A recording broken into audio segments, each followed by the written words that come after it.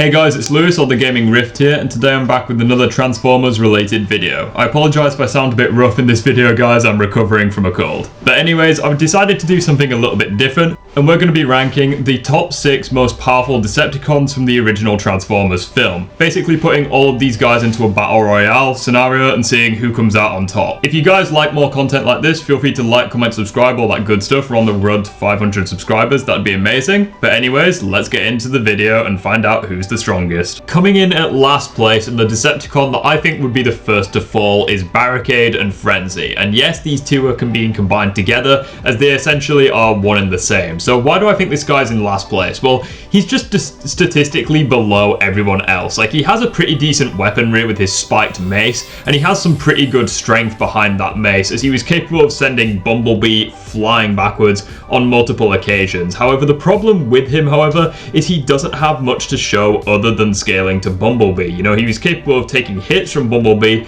and for the majority of the fight, he was shown to be superior to the Autobot Scout, but that's pretty much all he has going for him, and he did actually lose this fight and didn't do anything else for the majority of the film. And you might be thinking, oh, well, he has, you know, Frenzy on his side, but Frenzy was literally overpowered and taken care of by 2 regular out-of-shape humans, so they're definitely not doing shit to, you know, the Decepticons that are yet to come. These guys should stick to infiltration and should avoid the battlefield. In 5th place, we have Bone Crusher, and this guy is definitely a step above Barricade because he is much larger, much more powerful, and can pack much more of a punch behind his blows. I mean, we see here, he can literally run through a bus with no damage whatsoever, and he's also capable of, you know, tackling and sending Optimus Prime himself flying backwards, and can also stun the Autobot leader with his attacks. So this guy would bully Barricade in my opinion. However, there are some glaring issues at work with him. Number 1, he definitely does not scale to Optimus Prime in the likes that Starscream or Megatron do, as he was quickly beaten by the Autobot leader. And in terms of weaponry, he's very much limited to like this claw thing that was very ineffective against Prime himself. He doesn't look to have much range weaponry, and whilst he's very agile, he's got nowhere near the likes of raw speed that Megatron and Starscream has. So this guy is just kind of in the middle and wouldn't really win that many fights in my opinion. He'd beat Barricade for sure, but that's pretty much all he has going for him, and he would hit a very big wall in comparison to the 4 remaining Decepticons yet to come. Arguably the slowest Decepticon here, Brawl merely makes it to the number 4 spot from his strength and durability alone. He was capable of ragdolling Jazz, and it required Ratchet and Ironhide to fight him in a tag team in order to actually match him. Not to mention, whilst he could take their attacks, he was also capable of dishing enough power back to them, as he was capable of pressing both Ratchet and Ironhide at the same time. And granted, he wasn't exactly beating him, but he was nevertheless a force to be reckoned with, as it took prolonged blasts from Ironhide, Ratchet, Bumblebee, as well as pretty much all the soldiers in the vicinity to take him down. He has an insane pain tolerance durability level. It doesn't matter whether he loses limbs, weapons, cannons, doesn't matter, he's gonna keep on fighting. Now again, his lack of raw power as well as his lack of speed do hold him back, as there are stronger and more fast Decepticons ahead of him, and that is going to hold him back from being any higher. Yes, he can outlast a lot of them, however, in a 1v1, he's going to get destroyed, and he is held back for that reason. In 3rd place, guys, we have the team that Barricade and Frenzy wish they were. That's right, it's Blackout and Scorponok. So why these guys here? Well, first off, just brushing over Scorponok real quick. This guy was strong enough that he was capable of bringing Jetfire to his knees, and this is one of the most powerful, underrated Autobots that there ever was. And yeah, he was past his prime, but that is still incredible scaling and way more power behind him that, you know, Frenzy have. But then going over Blackout, you know, where do we begin? This guy's cannons are immensely powerful, as he can create like an omnidirectional blast, which we saw here. He can also send shockwaves out capable of obliterating anything in its path. Not to mention, he's easily the 2nd tallest Decepticon here. He's one of the biggest ones ever, you know, second only to Megatron in terms of his size. And what's more, he is incredibly, you know, agile and powerful for a guy of his stature. as, you know, he was capable of matching some of the fastest Autobots. He was capable of fighting Ratchet and Ironhide, and not to mention, he was so strong that Ironhide, you know, tried shielding himself from the blast, and he ended up getting knocked off of his feet, which is very, you know, it's very impressive, really, when you consider just how powerful Ironhide is. You know, he was capable of swapping hands with Brawl, after all, along with Ratchet. So the fact that he was knocked off his feet is incredible scaling. I think that he would beat pretty much anyone below him, especially when you factor Scorponok into the matter. Scorponok could nearly kill Jetfire, so I think the two as a team would be able to last quite a long time in this fight. There's one thing holding this guy back, however, and that is his durability, as it's stated by the soldiers that the armor under his chest is actually quite weak, which is how he was actually killed, but nevertheless, I think he would make it quite far into this fight.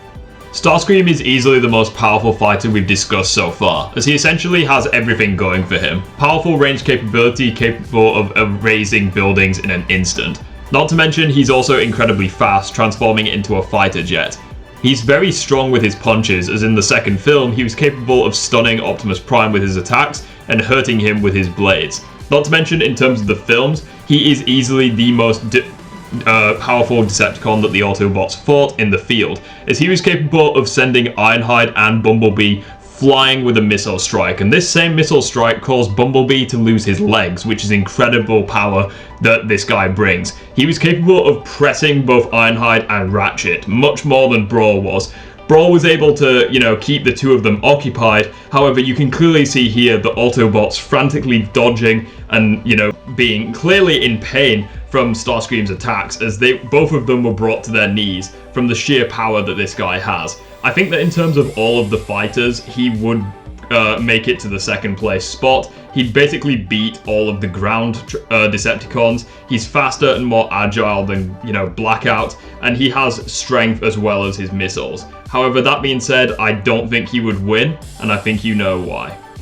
Taking the top spot, however, and surviving the Battle Royale, coming out in the #1 spot as the last man standing, we have, in my opinion, the most powerful Transformer in the film, regardless of faction, and that is Megatron, of course. So why is he at #1? Well, obviously, he was capable of killing Jazz, tearing this little guy in half, as I showed in my brutal Autobot deaths video, which I think puts him automatically above Brawl, who was incapable of doing so. Not to mention the fact that this is the only guy capable of matching Optimus Prime, and match him he did. You know, Bone Crusher might have caught Prime off guard, stunning him with a punch, but never did he ragdoll Optimus like Megatron did in this final battle. And now we need to discuss why Megatron would win. So against Barricade, I mean, he'd literally tear him in half just like he did with Jazz. Against Bone Crusher, yeah, Bone Crusher might be able to stun Megatron briefly, but let's be honest, he's going to get bullied. I mean, Optimus was capable of one-shotting him. Megatron should be able to do the same thing too. Against Brawl, yeah, Megatron, you know, Megatron might not be able to one-shot him, but he's just so much more powerful. You know, that fusion cannon is on another level to anything that Brawl has going for him. You know, Brawl's cannon might be able to inconvenience Ironhide and Ratchet, but Megatron's can severely damage Optimus Prime, so you take from that what you will. Blackout and Scorponok, I mean, Scorponok was one-shot by a Jetfire that was past his prime. Megatron should be able to do exactly the same thing, and Blackout's armor is weak under the chest. Megatron can exploit that weakness. And against Starscream, well, Megatron is essentially just Starscream, but better in every single regard. You know, he is capable of ragdolling the shit out of Optimus in a 1v1, which is something that Starscream couldn't do. Starscream needed backup in order to pose any threat to Optimus Prime whatsoever. Not to mention that Megatron was just bullying Prime. You know, Prime should scale above Starscream in every regard. So with that being said, I think he would win the Battle Royale overall, and to be honest, he could probably take all of these guys in a 1v5. He's just that much of a powerhouse, and it required the Allsparks energy to stop him. Need I say any more?